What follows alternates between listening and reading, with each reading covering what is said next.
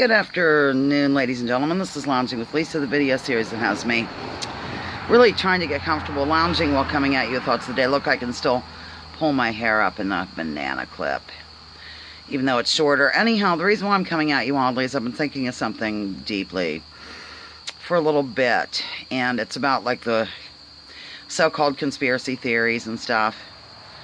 I'm not going to name names or anything, but there's a couple of people like one of my friends got with me, and I don't know, she's a member of the channel, but she said she looked at one of my recent videos. I don't even know what she means really, but sorry, there's a little bee type creature following me around here, and said that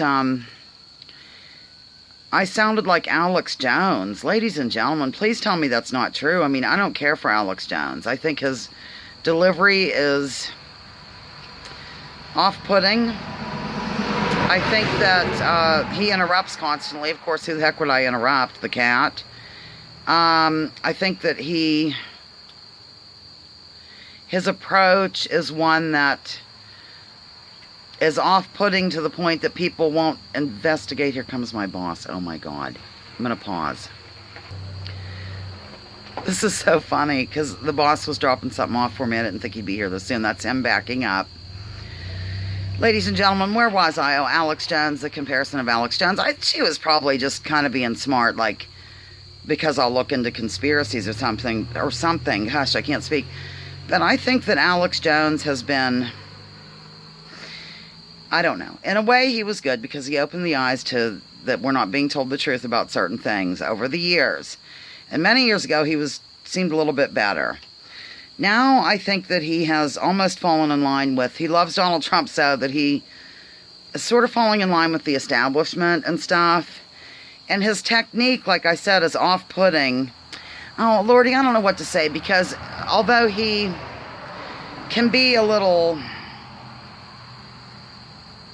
inappropriate, I can't think of the word, in your face, a little pearl clutchy, that he has made people curious over the years to look into the story. The thing that bothers me about him is he stuck to the same, oh my God, that's an actual bee, ladies and gentlemen.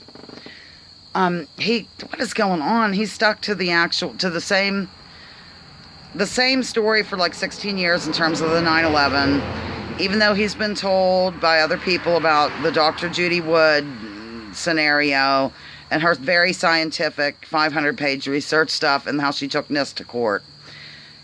He's still sticking to that. I don't know, ladies and gentlemen. I just don't really think I want to be compared to Alex Jones. It doesn't make me feel very good. Then, another friend of mine, it was very difficult for him to put this in a chat, said something about I think the gist of it basically was that he doesn't really get into the conspiratorial jazz, because evidently from what he can ascertain, and he mentioned an author whose name has gone out of my head, but I'll find out, that did a chapter about how conspiracies don't really take capitalism to task enough. Like they aren't anti-capitalism or something. I'm not really sure why that would dissuade somebody from looking further at all on that. But I will say that if you look at certain conspiracies, like, that turned out to be true. I always go back to the Gulf of Tonkin.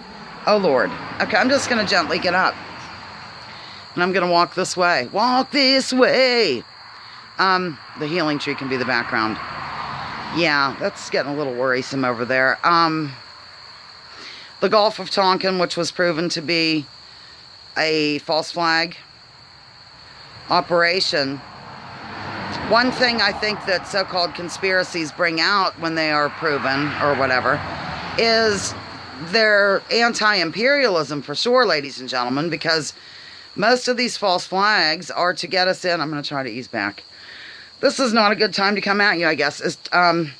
Most of these false flags and whatnot are to get us into war, to enhance the military-industrial complex, to keep feeding the establishment, and all of that stuff. So I would definitely say that in itself would be at least anti-imperialism. So I'm not really making the connection of, because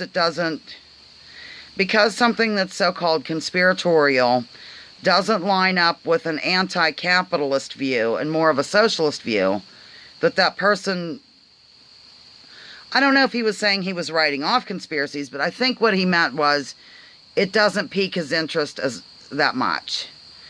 For me, it piques my interest because I see the imperialism and the empire that we are, and that is all fueled many times by these false flag operations.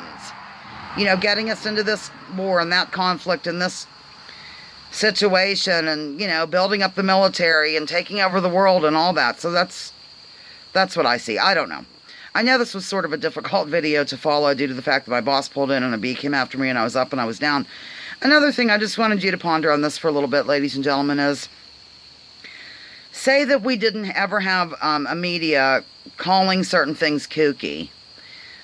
I'm wondering if you took that out of the... Well, I know the answer. If you took that out of the equation, I don't think there'd be really clutching pearls and calling somebody insane or whatever for bringing out different story, like different theories as to what really happened.